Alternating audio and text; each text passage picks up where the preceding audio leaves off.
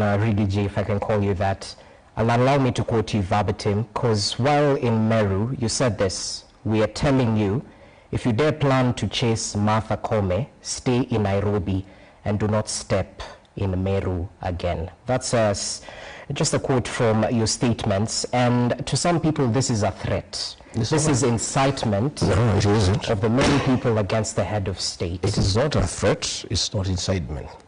It's just a statement of fact.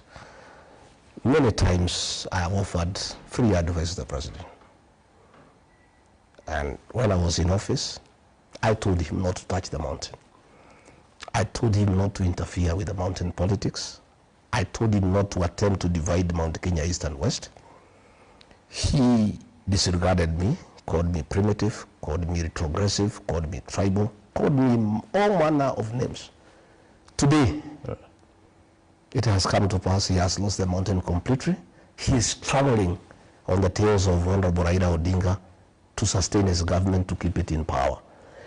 All I was doing when I was in Meru, I was not in any way threatening the president. I was just telling him a statement of fact. 90% of the people of Meru are through with him.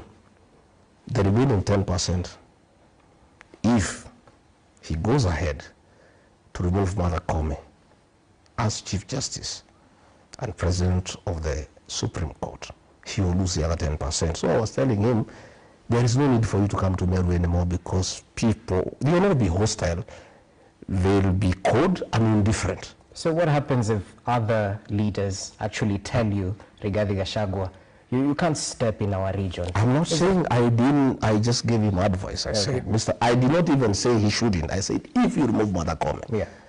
You know, I'm not saying he has not removed her. I said, Mr. President, you are planning with your deputy, the Mr.YES SIR, because they are working together. And Mr.YES SIR has been given the responsibility to make sure Martha Koome is out of the job. And in fact, the meeting that was held, and I've come to get the content, is that the president argues that Mount Kenya East cannot have the presidency and head of judiciary at the same time. Because Mr.YES SIR is in the presidency and Martha Koome is in the judiciary, the president has told Mr.YES SIR, if Martha Koome is not removed so that we can take this seat to another region, you will have to go yourself. So you must make sure that Martha Koome is out. In fact, that is a responsibility has been given. All these things that are going on, the petitions, the JSC, it is Mr.YES SIR who is coordinating to save his job, because the president is clear that you cannot have the presidency in Mount Kenya East and also have the president of the Supreme Court and the Chief Justice in the same area. And now I was saying, I am not threatening the president. I cannot threaten. I just told him the truth. I'm a truthful man. I was in Meru. Mr. President, you have hatched a scheme with your deputy to remove Martha Koome as Chief Justice. If you succeed, and he can succeed because he was able to remove a deputy president who is elected by 7.2 million Kenyans. So the one for Chief Justice is even much easier. Once you do that, your relationship with the people of Meru is irreparably damaged. And there is no need for you even to come to Meru, because you get a very hostile reception. As we speak, the situation in that Mount Kenya East is already very bad for him. The other day he sent messages of condolence to a funeral in Embu. And the people said, we want to hear nothing about it. He has not been to Meru. Meru is worse than Embu for him. If he succeeds now in removing Martha Koome, the people of Meru will even be more wild. They will be more hostile. And I was saying, Mr. President, because you don't listen. I tried to advise you, you did not listen to me. Now you are struggling. You are begging Raila Odinga to save you, to hold your government together. You are going home unless Raila holds your hand. And even if he does, I don't think he'll help you. If you go ahead with this scheme with your Mr.YES SIR and succeed in removing Martha Koome, if you dare come to Meru, you will have a reception that is very cold, that is very indifferent, and it's not good. And why I was saying that, why do I say that, Rogers? The institution of the presidency is very important for this country. and is a symbol of national unity. And the president should be able to go everywhere in the country and get good reception.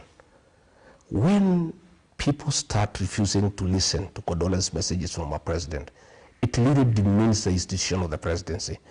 I would one day want to be president. I would want that institution to be held in high esteem. So it is also my duty as a citizen. It is civic duty. Okay. Where I find the institution of the presidency will be demeaned by acts of the president, to advise him to think twice of removing Justice Martha Koome. Again, I also want to advise him, please stop disbanding the Supreme Court. It is not good for the country. All right. It will create problems. People will have serious doubts about the 2027 general elections, because if you put a bench that you have crafted, we already start going to the elections with a lot of doubts. And once people don't believe a process will be fair, we start on bad footing, and that is not good for the country. So let me ask you this, and perhaps just to quote the words of the current Deputy President, Professor Kithure Kindiki, who you're referring to as Mr. Yes Sir, perhaps reflecting on the headlines on The Standard. He said this in response to your statements in May.